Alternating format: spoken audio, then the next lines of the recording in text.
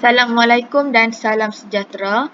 Okey, sebelum cikgu mulakan pengajaran dan pembelajaran kita pada hari ini, cikgu nak kamu lihat satu gambar yang cikgu paparkan ini dan cuba fikir apa kaitannya dengan tajuk pembelajaran kita pada hari ini. Okey, melalui gambar yang cikgu paparkan ini, kita boleh lihat aiskrim ini menjadi cair apabila terkena sinaran matahari. Okey, matahari ni cikgu nak gambarkan tentang kepanasan ataupun suhu yang meningkat. Okey, bila suhu semakin meningkat, keadaan ais tadi berubah menjadi cair. Jadi, apa yang kita akan belajar pada hari ini? Okey, kita akan belajar pada topik 2.5 iaitu perubahan zaman air batu akhir.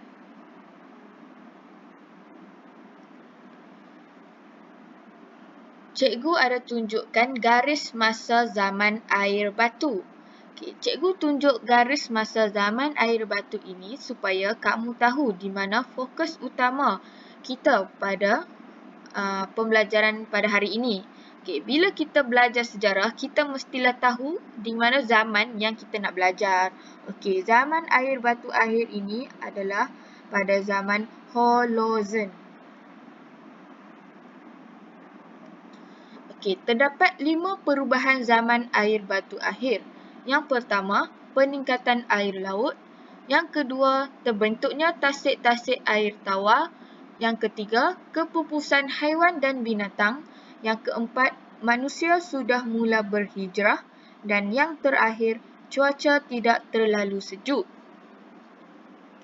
Okey, kita mulakan dengan perubahan yang pertama iaitu peningkatan air laut. Okey, peningkatan air laut ini sebenarnya berpunca daripada kecairan glasier.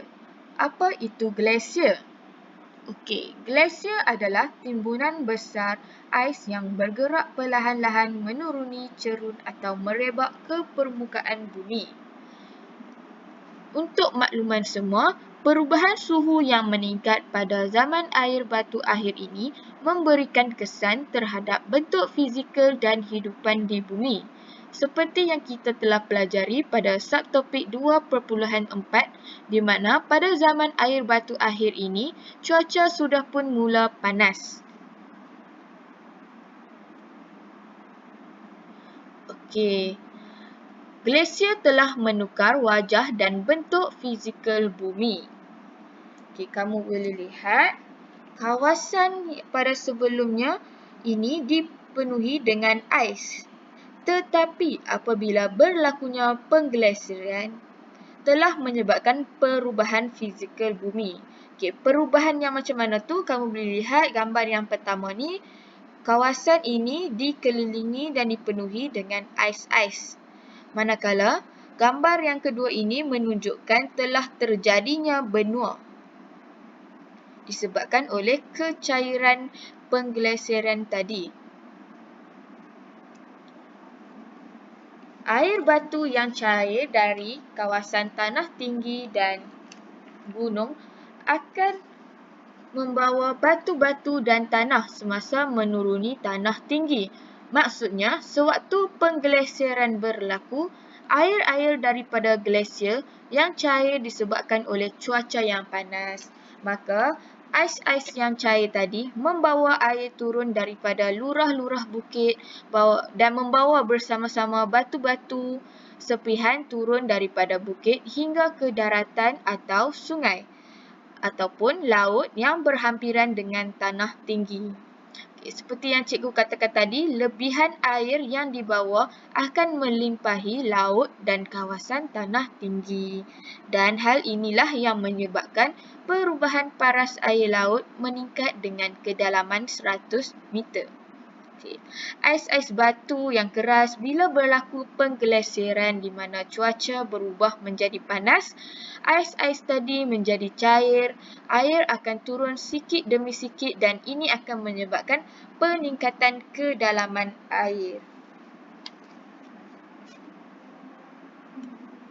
Okey, ini adalah contoh yang cikgu bagi tunjukkan, cikgu ada tunjukkan gambar iceberg dan juga pencairan glasier. Okey. Pada zaman air batu, kita ada iceberg. Iceberg yang sangat keras, sangat tinggi sebab dia membentuk mengikut bentuk fizikal bumi. Maksudnya, kalau iceberg berada di bukit, okey, tinggilah bentuknya. Dan kalau berada di gunung pun, bentuk fizikal dia akan tinggi. Okey, kalau ada di daratan ataupun lautan, iceberg tadi adalah bentuknya landai. Tetapi apabila suhu bumi meningkat, maka pencairan glasier telah berlaku. Kamu boleh lihat ais-ais tadi yang penuh di atas gunung bukit ni telah cair dan turun daripada lurah-lurah bukit menuruni masuk ke dalam laut. Perubahan yang kedua adalah terbentuknya tasik-tasik air tawar. Contohnya, tasik air tawar yang masih ada sehingga kini ialah Great Lake di Kanada dan tasik dayang bunting di Malaysia iaitu Langkawi, Kedah. Okay, kamu boleh lihat, cikgu ada tunjukkan gambar yang menunjukkan Great Lake di Kanada dan juga tasik dayang bunting di Malaysia. Kecairan air batu ini juga membentuk saliran sungai, di mana saliran sungai ini juga berubah kepada pelbagai bentuk seperti yang ada pada hari ini. Okay, cikgu ada tunjukkan contoh-contoh bentuk saliran sungai yang wujud. Okay, ada bentuk berliku-liku, bulatan, okay, ada juga terdapat bentuk yang lurus.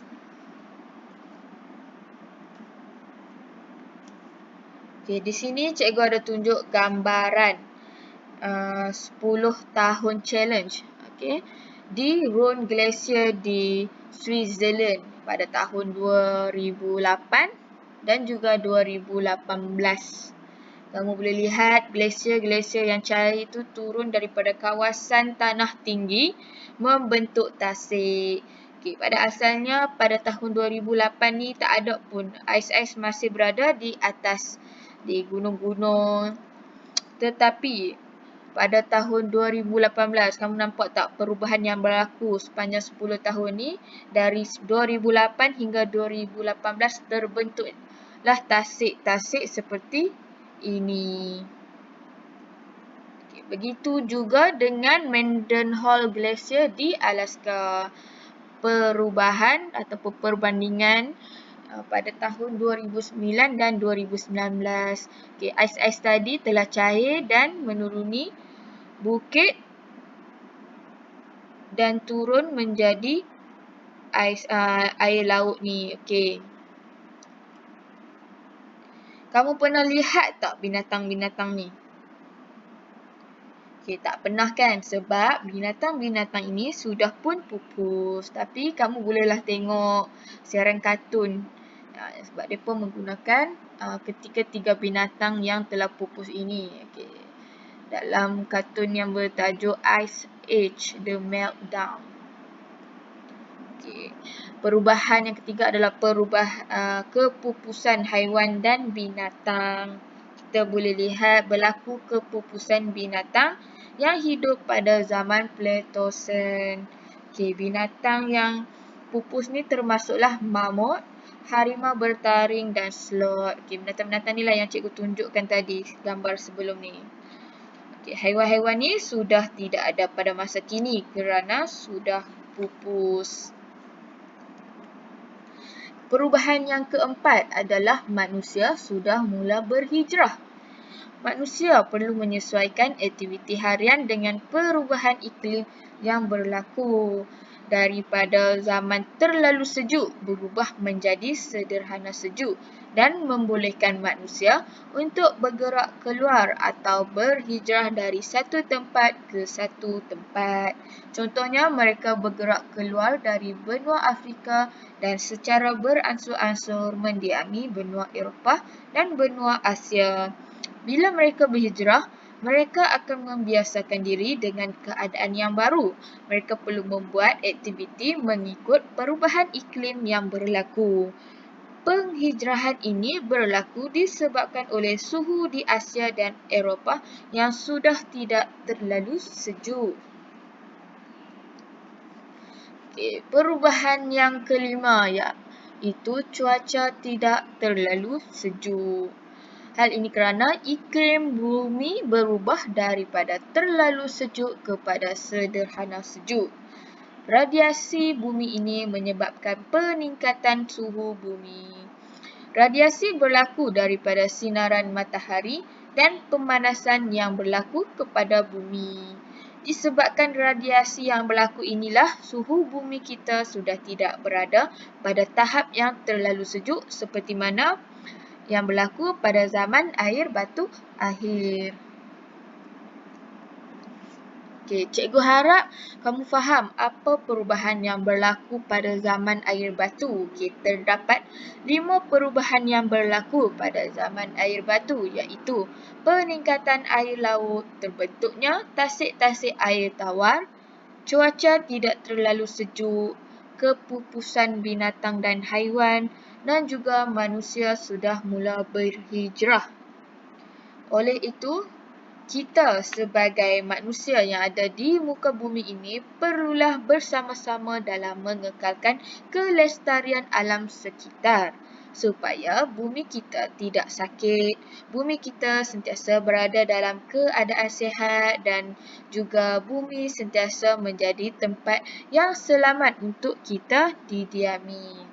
Selain itu, kita juga perlu mengurus hal ehwal menjaga bumi daripada berlaku kemusnahan yang tidak diingini. Kamu perlulah elak daripada melakukan penebangan pokok, membuang sampah merata-rata. Jadi, ini sahaja yang kita fokus pada topik 2.5 iaitu perubahan-perubahan yang berlaku pada zaman air batu akhir.